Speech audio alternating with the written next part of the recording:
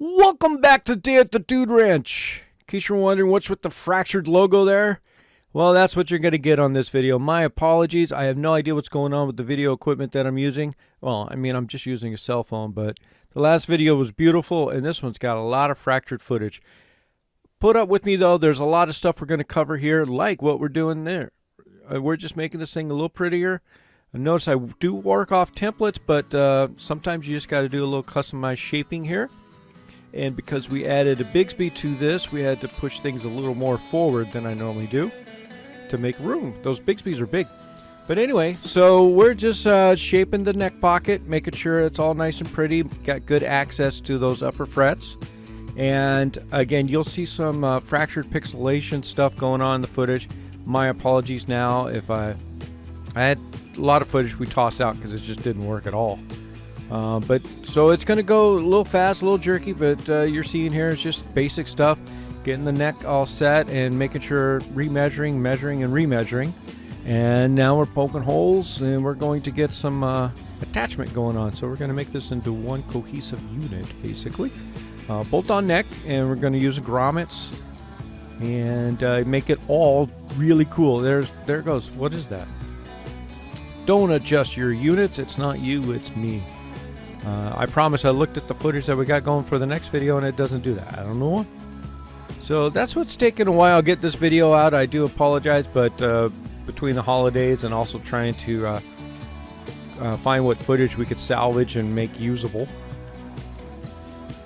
So if you've never done a neck pocket like this before, now you can see kind of how I do it. And I'm not saying that everything I do is right, but this is how I do it. I just want to make sure that I clamp everything, hold it tight, and yeah, what I just pointed at there was a little pink paint dot on my drill bit in case you're wondering how I keep from drilling too far. You could use the tape method if you like, or one of those commercial little Allen wrench type stops that you put on there. But me, no, I just use a little piece of paint and try to watch what I'm doing. So there you have it. Wax the screws before you put them in.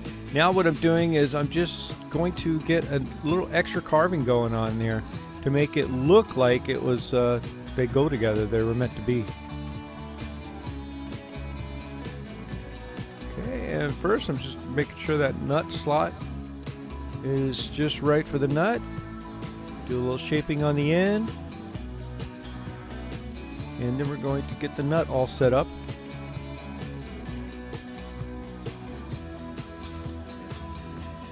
Now, in doing a 0 fret with the spacer nut, we want to make sure that the grooves are set a little further down into that nut than you normally would cut the grooves. So here I am, just making sure that get them really cut really nice and deep, and shaping it, make sure it's in the right spot. And see how we can see that fret behind it? If you can see that fret bar on that 0 fret behind your slots, and you know you've dug down far enough. So we're looking good. Now let's get some tuner hole action going here. We're going to mount a couple tuners, just 2 of the tuners at this point, because we're going to line up the bridge, and that's what it's going to be all about here. So I don't need all 6 of them in, but of course I am going to make sure that all the holes are nice and lined up and spaced properly. There you go. All the tuners fit. And then Bigsby provides us with these really cool little red strings. Not like they're necessary, but it's a lot easier to deal with than an actual guitar string at this point. Until you get all the assembly tightened down, you know, trying to deal with a guitar string on a Bigsby is really a pain.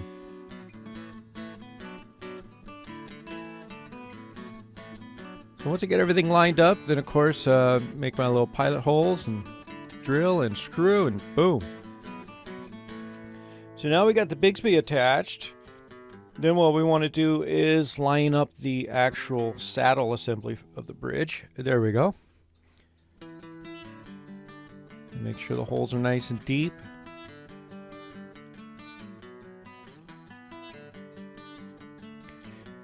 And now we move on to my favorite part. The BLDB. Big long drill bit. Come on. Here it comes. Ah, yeah. I love doing this. You know, something about that angled big long drill bit. And we're back to shaping. More shaping and contouring. So now we're just making this thing look less like a bolt-on neck. I mean, I don't know about you, but I see some of these bolt-on neck guitars, and it just looked like they were made in two different factories, the parts were, and then they were met up somewhere at the final assembly hall, and that's probably exactly what happened. But since this is not the case, I want to make this thing look and fit like they were meant to be together. I don't know, just a thing.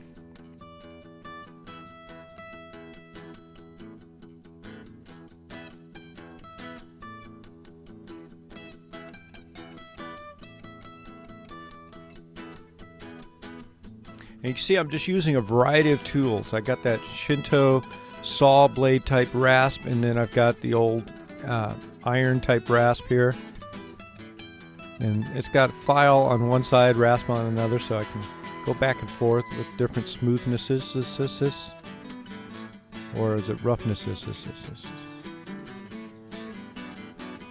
And then good old 80 grit sandpaper. Just going back and forth and trying to just make everything all really nice, getting it ready for the finished product.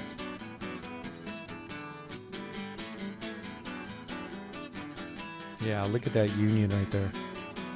This comes together so well. And that's what we want. And if I didn't need so much wood for the bolts, I could have cut that down a little bit further, but gotta have something for the hardware to stick to.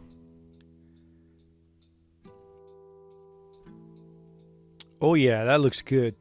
Let's finish the neck. So with any finishing, of course, we're going to do some more sanding. And that's what we got going on here. So we get this thing all nice and sanded down a little bit more and get it ready. But first, we're going to stop and do the frets. And we're going to get those nice and leveled and crowned. Now, if you recall, we did this thing when it was a big chunk block of wood. Before we did the shaping, that's when we put the frets in. And I kind of spot leveled it as I went doing that. But now that it's a carved piece of wood and it's been heated a couple times over the machines, things can shift, so we're just going to touch it up, make sure it looks good. So I put the felt tip marker down, sand over it a little bit until all the blue felt tip marker disappears. Then I come over with the tool to make sure that everything is nice and level again and spot check it. So here we go. Now with this thing, if one of those, I'm spanning over 3 frets, and if this fret in the middle is higher than the others or the others are lower than that, however you want to look at it, it's going to create a wobble, and that's what happened there. And so I marked the one that was creating the wobble, meaning it's higher than the others. So we're going to sand down. Now a little bit higher grade here, so I think we're probably around about 220, maybe 320. And then I'm going to do that all the way up to 600. So you're seeing all these little camera angles shifting. That's what I'm going to get it up to, is about a 600, and then going to come and mark it with that marker again. Now I've got a bunch of flat frets that I want to make rounded again on top. This is what they call crowning. So I'm using this little tool here. It's one of those multifaceted tools. It's kind of controversial as whether guys think that they work very well. I think they work well for what I just did, and that's kind of buffering the ends. Now I'm using the triangular file, and that's my favorite tool for getting a real nice point on top of these frets, which is almost too pointy. But what I'm doing is making that blue line go from a fat line to a thin line. Because if that line is thinning, then so are the frets.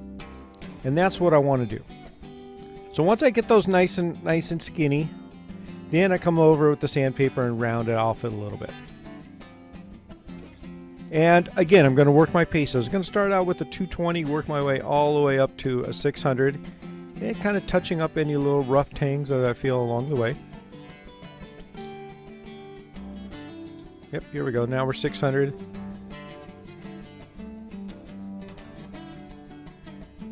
And taking care of the ends as much as I am the crowns. Now we're on to a buffing type sander, and I started out with 2,000, worked my way up. Now we're going to 7,000. And this is going to help get the polish going on these frets. And polishing the frets, it does two things. One, of course, it looks pretty. But two, and the most important thing is it just keeps from getting a scratchy sound when you're actually playing the guitar. It gives a nice clear bell tone to the notes. And that's what everybody likes. Now here I'm just kind of rounding off the fret edges, and I'm cleaning what little glue boogers might be on the fretboard. Just kind of doing the thing, getting it all ready. I love these sanding blocks. This one is what they call a superfine, which I think is about 320. And then I'm using my clarifying solution, just kind of cleaning that wood, making sure there's no real big dust marks or anything that's going to show. I'm going to use also shellac here at this point, because remember, it's going to show me any extra sanding or scuff marks that I may have going cross grain. Most of your sanding marks going with the grain you're not going to notice, and that's why the old shop teacher used to tell you to sand with the grain. It makes sense. And any deep cuts, whether they're with the grain or not, it's not something necessarily you want. So we're just going to kind of fill those in before we get to the oil solution, which comes here pretty soon. First, can't forget to put the serial number on. A little nice little handwritten numbers. That's the thing that we're doing at Dude still. Right now, I'm not a big factor with all the highfalutin gear. It's handmade guitar, so why not handwrite the serial number too? Hoping someday these might be worth something. Who knows? Now that was just a spray fixative, kind of holds that stuff in. It's really cool. Keeps the paint from scratch coming off.